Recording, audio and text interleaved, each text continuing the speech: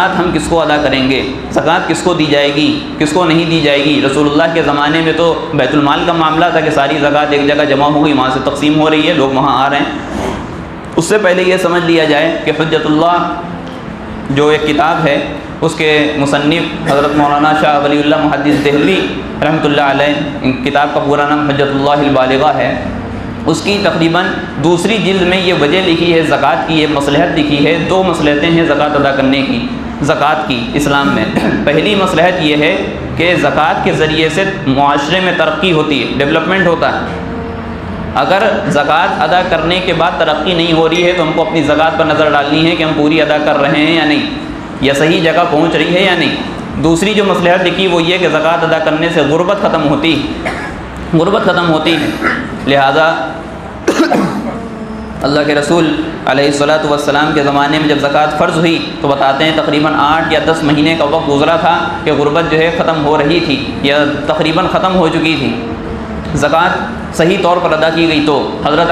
عمر بن عبدالعزیز رحمۃ اللہ علیہ کا زمانہ 2 سال یا 3 سال کا ہے، اس میں ایسا معاملات ہو گئے تھے، ایسا پورا شیڈیول اور پورا جو ہے معاملات بنا دیے گئے تھے کہ کوئی زکوٰۃ لینے والا موجود نہیں تھا۔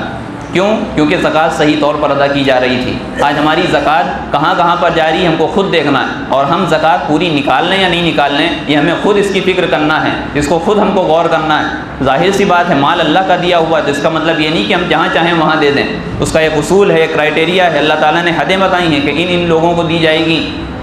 ان لوگوں کو دی جائے گی۔ ہم جس کو زکوٰۃ دیں گے وہ مالدار نہیں ہونا چاہیے، ہم مالدار کو زکوٰۃ نہیں دے سکتے۔ ہم جس کو زکوٰۃ دیں گے اس کے پاس اتنا جو ہے سامان یا اتنا پیسہ نہیں ہونا چاہیے جس کے ذریعے سے 52.5 تولہ چاندی آ سکے۔ ہم جس کو زکوٰۃ دیں گے اس کے پاس جو ہے اسی طریقے سے اور بھی تمام چیزیں ہیں، وہ نہیں ہونا چاہیے۔ جو زکوٰۃ دینے کا جو ایک قرآن نے ایک طریقہ بتایا ہے وہ ہے کہ انما الصدقات للفقراء والمساکین، زکوٰۃ تو اس کے لیے ہے جو فقراء ہیں، مساکین ہیں۔ فقراء سے مراد آسان معنی تفسیر میں حضرت مولانا بلال عبدالحی صاحب حسنی دامت برکاتہم نے لکھا ہے کہ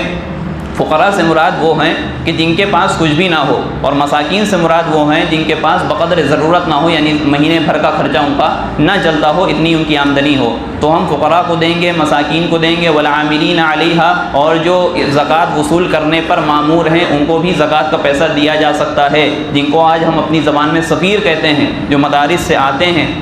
تو ان کو ہم تو نہیں دیتے، وہ بہر مدرسے سے طے ہوتا ہے، جس مدرسے کے جو رسید لے کر کے آتے ہیں وہاں سے ان کا طے ہوتا ہے، لیکن ان کو بھی زکوٰۃ کا پیسہ دینا جائز ہے۔ اس کے بعد بتایا کہ والمؤلفۃ قلوبہم، جس کا آج تو بہت کم معاملات ہیں کہ جب کوئی نیا اسلام لائے تو اس کی دل جوئی کے لیے، دل جمعی کے لیے اس کو زکوٰۃ کا پیسہ دیا جا سکتا ہے، اس کو اسلام سے اور زیادہ مناسبت اور انسیت پیدا کرنے کے لیے۔ آگے بتایا کہ وفر رقاب، غلام کو آزاد کرانے کے لیے زکوٰۃ کا پیسہ دیا جا سکتا ہے۔ آج غلام نہیں ہیں لیکن قیدی موجود ہیں، قیدی میں بھی ان لوگوں کو زکوٰۃ کا پیسہ دے کر کے ان قیدیوں کو چھڑانے کی اجازت ہے جو باقاعدہ محتاج ہوں، جن کو ضرورت ہو، جو گھر سے مضبوط نہ ہوں۔ بہت سے لوگ ایسے ہیں کہ 5-5 10-10 ہزار روپے کے لیے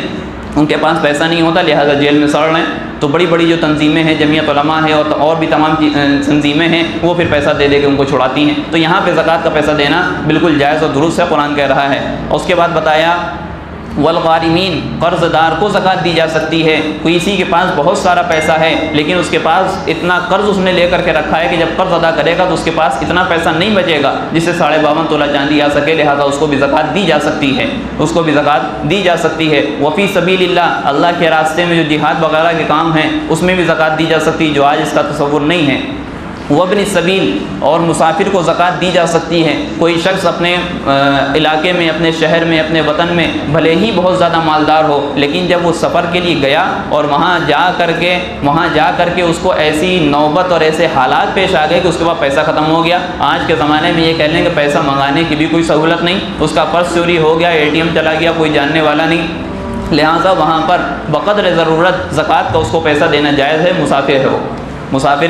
مسافر کو بتایا۔ اچھا، اسلام کا ایک نقطہ یہ بھی دیکھنا چاہیے ہمیں کہ اسلام نے کہا ہے کہ مسافر کی خدمت کرو، مسافر کی مدد کرو، لیکن آج ہمارا معاملہ یہ کہیں کہ آج ہمارے معاشرے میں، ہم اپنے معاشرے میں دیکھیں جب کوئی مسافر آتا ہے، ہوٹل میں جاتا ہے تو سوچتا ہے کہ یہ تو مسافر ہے، یہ تو گھومنے آیا، لہٰذا جتنا اس کو نچوڑ پاؤ نچوڑ لو، اس کا خون چوس لو، اس کا گھر پہ بھی جو مال چھوڑ کر کے آئے وہ بھی گویا کہ اپنے نام کرا لیا جائے۔ یہ سب نیتیں تو اسلام تو کہتا ہے کہ وہ اپنی سبیل کو آپ جو ہے زکوٰۃ دے سکتے ہیں، فریضۃ من اللہ، یہ اللہ کی طرف سے طے شدہ ہے، انسانوں کا نہیں ہے، کسی نبی کا نہیں ہے، کسی صحابی کا نہیں ہے، کسی تابعین تبع تابعین یا کسی عام انسان کا نہیں، یہ اللہ کی طرف سے طے شدہ ہے، واللہ، اور اللہ تعالیٰ جو ہے وسعت والا ہے، حکمت والا ہے، جاننے والا ہے۔ تو یہ تمام چیزیں ہیں جن کو زکوٰۃ دی جا سکتی ہے۔ کس کو نہیں دی جا سکتی زکوٰۃ؟ سب سے پہلے سمجھ لیا جائے مالدار کو زکوٰۃ نہیں دی جا سکتی۔ جس کے پاس اتنا پیسہ ہو، جس کی وجہ سے یا جس کے پاس اتنا سامان ہو جس کے ذریعے سے 52.5 تولہ چاندی آ جائے، اس کو زکوٰۃ نہیں دی جا سکتی۔ اپنے اصول کو زکوٰۃ نہیں دی جا سکتی، یعنی اپنے سے اوپر کے جو لوگ ہیں، ماں ہیں، باپ ہیں، دادا ہیں، دادی ہیں، نانا ہیں، نانی ہیں، اوپر تک کے جتنا سلسلہ جائے گا ان کو زکوٰۃ نہیں دے سکتے۔ چوتھی چیز یہ ہے کہ اپنے فروع کو زکوٰۃ نہیں دی جا سکتی، یعنی اپنے سے نیچے جو ہیں، بیٹا ہے، بیٹی ہے، پوتا ہے، پوتی ہے، نواسا ہے، نواسی ہے، نیچے تک کے جتنا سلسلہ ہے ان کو بھی زکوٰۃ ادا نہیں کی جا سکتی۔ شوہر بیوی کو زکوٰۃ نہیں دے سکتا، اور بیوی شوہر کو زکوٰۃ نہیں دے سکتی۔ غیر مسلم کو زکوٰۃ نہیں دی جا سکتی، غیر مسلم کو بھی زکوٰۃ نہیں دی جا سکتی۔ تو یہ وہ چند چیزیں ہیں، چند مسائل تھے جن کو زکوٰۃ دینا ہے، ان کو نہیں دینا ہے، کس پر واجب ہے، کس پر نہیں واجب ہے۔ اور اس چیز کو بھی صاف سمجھ لیں، جو ہم نے پانچویں چیز بتائی تھی کہ نصاب کا ضرورت سے اور قرض سے پاک ہونا، یعنی قرض اتنا نہ ہو کہ ہم اس کو ادا کرنے کے بعد صاحب نصاب نہ بچیں۔ دوسری چیز، ہم نے کسی کو قرض دیا، یا ہم نے سامان بیچا، ابھی پیسہ ہم کو ملا نہیں، جو کہ ملنے کی امید کامل ہے، جو ہم نے قرض دیا تھا ملنے کی امید کامل ہے، تو اس میں طریقہ یہ ہے کہ جو ہم نے اس کو پیسہ دیا تھا اس کی بھی زکوٰۃ جو کہ ہم کو ملے گی، بعد میں ملے گی، جب بھی ملے گی اس کی زکوٰۃ ہم نکالیں گے۔ اس میں گنجائش علماء نے یہ نکالی ہے کہ آپ چاہیں تو جب تک کہ نہ ملے تب تک کہ نہ دیجیے، لیکن جب ملے تو پچھلے سال کی جتنی آپ نے چھوڑی ہیں ان تمام سالوں کی زکوٰۃ دینی پڑے گی۔ لیکن اگر آپ نے جو سامان بیچا اس میں سے کچھ آپ کو ملنے کی امید ہی نہیں ہے کہ ہم کو پیسہ یہ دے گا نہیں، لے کے بھاگ گیا، فراڈیاں نکلا، ہم نے جو قرض دیا تھا واپس ملنے کی امید نہیں ہے، لہٰذا اس میں زکوٰۃ ادا نہیں کی جائے گی، یعنی وہ جو مال ہم نے دیا تھا اس پہ پھر زکوٰۃ واجب نہیں ہوگی۔ اسی طریقے سے ایک مسئلہ یہ، ہم نے کسی کو قرض کے طور پر پیسہ دیا، وہ ضرورت مند تھا، وہ لوٹا نہیں رہا ہے، اور ہم کو زکوٰۃ نکالنے کا میرا وقت آ گیا ہے، تو اب ہم اس مال میں نیت نہیں کر سکتے جو ہم نے دے دیا ہے۔ جو ہم نے اس کو قرض کے طور پہ دیا تھا تو اس میں ہم یہ نیت نہیں کریں گے لہٰذا ہم نے اس کو 10,000 روپے قرض دیا تھا لہٰذا میری 10,000 کی زکوٰۃ معاف ہو گئی، نہیں، ہم کو جب ہم زکوٰۃ دیں گے اس وقت میری نیت ہونا ضروری ہے، بتانا ضروری نہیں ہے، نیت کا ہونا ضروری ہے۔ اور زکوٰۃ کے مال کو کسی غریب کو، یا جو بھی ہم نے چیزیں بتائیں جس کو زکوٰۃ ادا کی جائے گی، ان کو مالک بنانا ضروری ہے۔ ہم کھانا خرید کے لائیں، کسی کے سامنے رکھ دیں اور کہیں کھاؤ اس کو، میرے سامنے کھاؤ، زکوٰۃ ادا نہیں ہوگی، زکوٰۃ ادا نہیں ہوگی۔ ہم کھانا خرید کے لائیں، اس کو دے دیں، کھاؤ، پھینکو، کچھ بھی کرو، تم مالک ہو، زکوٰۃ ادا ہو جائے گی۔